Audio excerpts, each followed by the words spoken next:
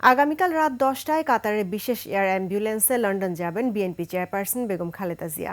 রাজধানীর গুলশানে এক সংবাদ সম্মেলনে একথা জানিয়েছেন খালেদা জিয়ার ব্যক্তিগত চিকিৎসক ডাক্তার AZM জাহিদ হোসেন।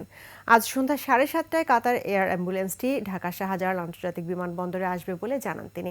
খালেদা জিয়ার চিকিৎসায় গঠিত মেডিকেল বোর্ডের 6 জন চিকিৎসক তার সাথে যাবেন।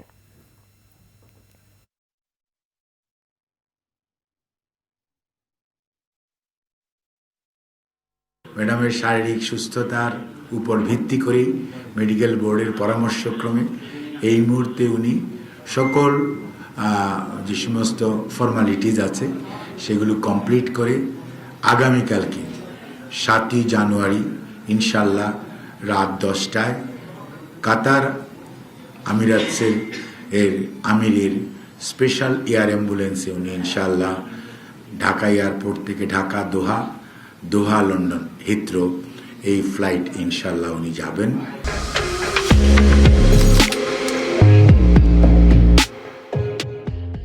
এবং ওনার সাথে মেডিকেল বোর্ডের 6 জন সদস্য, ওনার ব্যক্তিগত কর্মকর্তা, ওনার যে কেয়ার গিভার ওনারা থাকবেন। আর এয়ার অ্যাম্বুলেন্সের যে চিকিৎসা দেওয়ার জন্য কাতার আমির রয়্যাল এয়ার অ্যাম্বুলেন্স যেটা, ওটার 4 জন চিকিৎসক এবং তাদের চিকিৎসকদের সহকারী, অর্থাৎ এটি বলে প্যারামেডিক্স, ওনারা থাকবেন।